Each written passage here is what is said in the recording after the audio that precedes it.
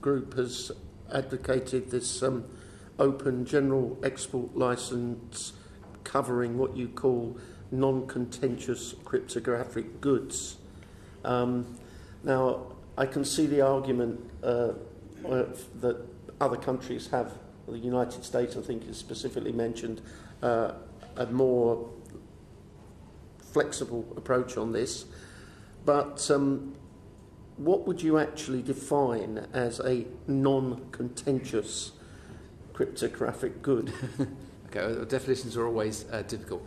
Again, I think the point that we would make is that this is there is a dynamic marketplace, and particularly in terms of, if you think about online financial transactions, communications, satellite delivery services, all of which are, if you like, they are commercial activities, and indeed, because of concerns about cybercrime, hacking, and the like, normal businesses are increasingly wanting to make their standard commercial business activities more secure.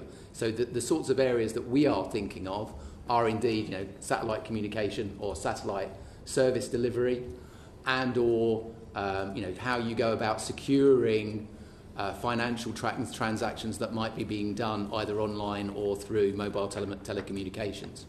Would that cover things like WhatsApp groups? And there are some concerns about human rights issues about in certain countries people have a desire to communicate without the authorities necessarily knowing, for journalists or human rights defenders or activists. How would that relate to those kind of issues? We are looking at what we would see as a more nuanced policy than we currently have. So we've worked closely with our colleagues at the Trade Association Tech UK on trying to define more clearly an open general license in this area. So far, not successful. But we are absolutely aware of concerns around what we would see as higher grade or more sophisticated cryptography tools, which we would clearly not be, or we would recognise need a higher degree of scrutiny and decision making. But we believe that in the market, not just in the UK and developed markets, but markets around the world, there is a dynamic change going on.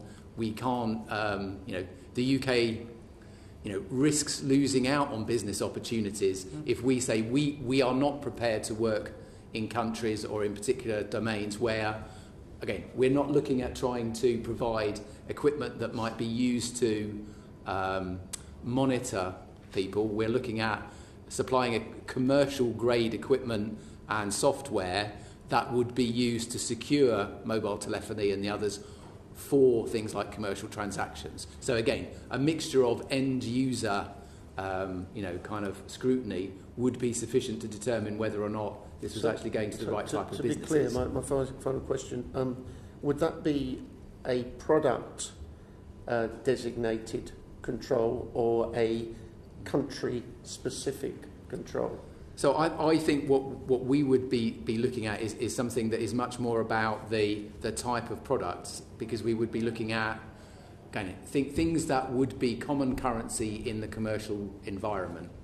So if you like, things that you might be selling or providing to banks or other institutions that are providing an array of services which wish to obviously provide a greater level of protection for themselves and their users because of concerns about potential hacking or crime, not equipment that might be of a higher order that could be used as our security services might in terms of monitoring other people and their activities. I think the US example provides a basis for at least a discussion about how you might go about that in a sensible way. Lloyd, Leo? You mentioned the US example, which is interesting, where they do look at end user. In our open license system at the moment, am I right in thinking that we don't list the value and the the size of shipments within the open license framework?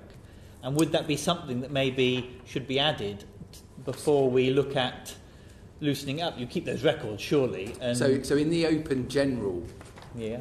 licensing, so again, a company has to be able to provide an evidence trail of, what has been shipped to who. So that evidence, by and large, already exists. But it's not made public. Again, that's a different issue, if you like. From an industry point of view, we are reporting in the way that we are required to report.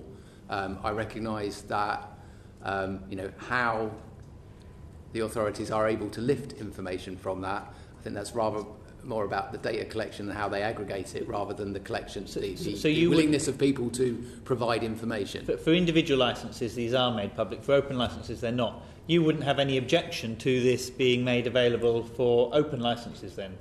If you're saying it's not... No, as long as we're in a situation where we're not creating, if you like, a separate system of reporting, but, again, a company wants to apply for the licence, go through a process, go through an audit process where appropriate, and that's the information that's required. What we don't want to try and get into is, if you like, a number of different processes with a number of different reporting regimes which merely add burden and in most cases confusion, because the more forms you give people, the more likely they are not to complete them appropriately. Thank you, Chair.